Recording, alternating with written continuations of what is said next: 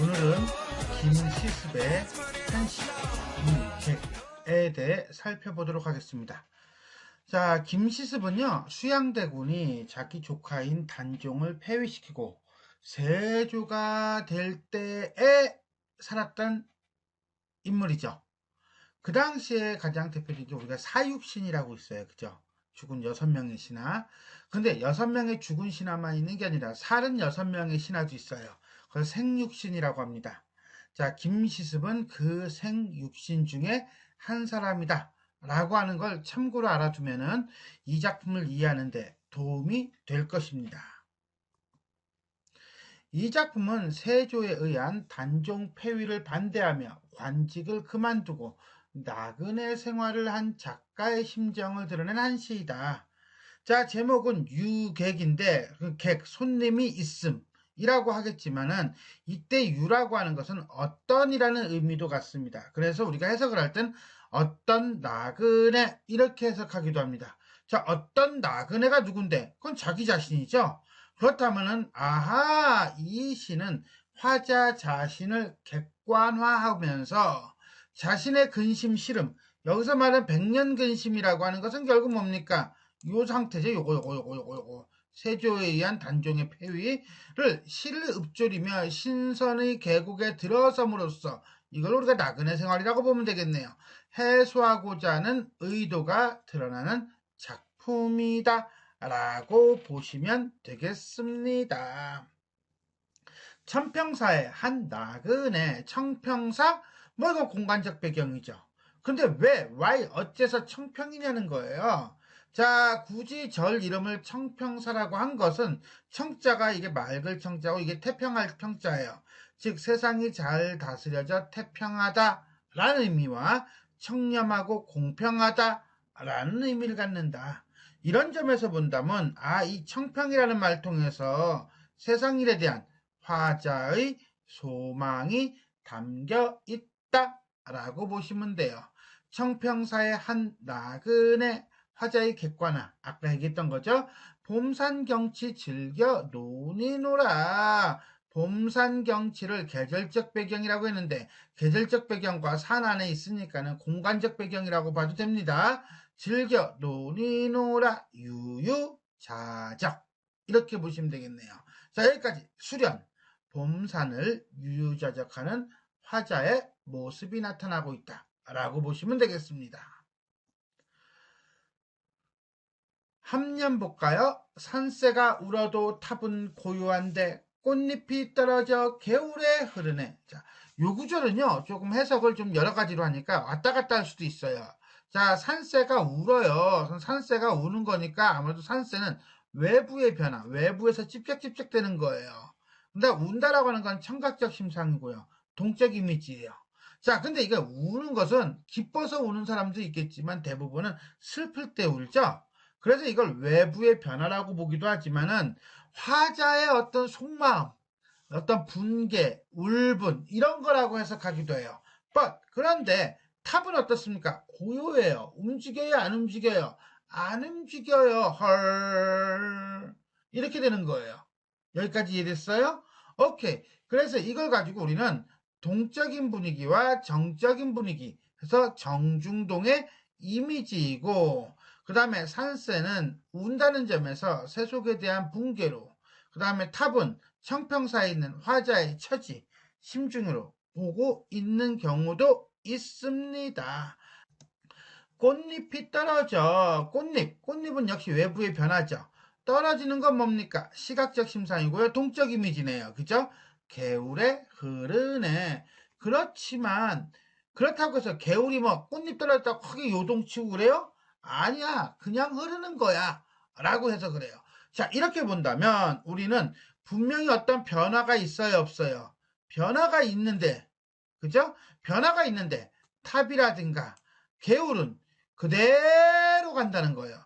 별 문제 없이 마치 없었던 것처럼 아랑곳하지 않고 간다는 거예요. 만약에 이 산새를 속세에 대한 화자의 분계라고 본다면 우린 요건 좀 다르게 볼 수가 있다라고 보는 거예요.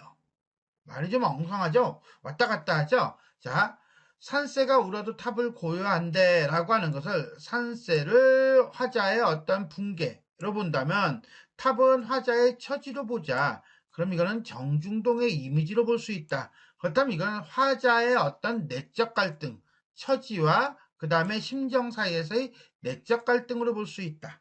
정리됩니다. 자, 그런데 그것이 아니라 산새하고 꽃잎을 외부의 변화, 외부에서 막 말하고 비판하고 어떤 자극을 주는 거야.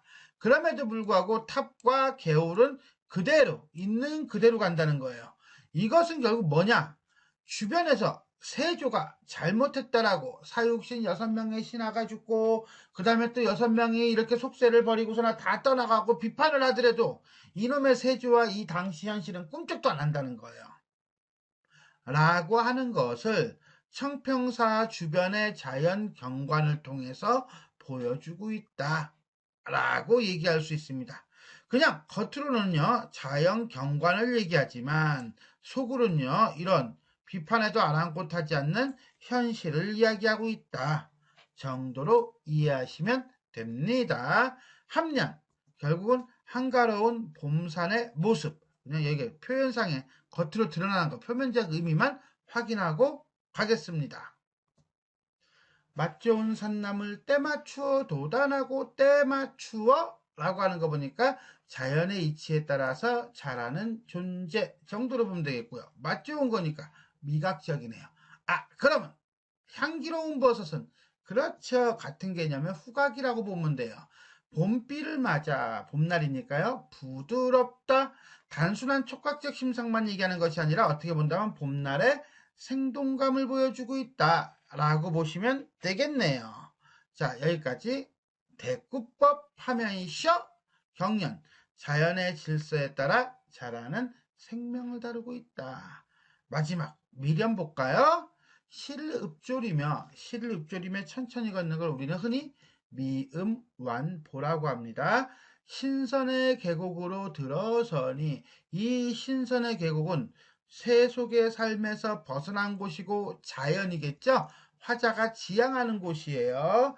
나의 백년 근심이 세상사에 대한 나의 근심, 속세에 대한 근심이 다 녹는구나 라고 보면은 오히려 이런 근심 있는 속세는 깨고 부수고 바로잡아야 할 건데 오히려 화자는 어떻습니까?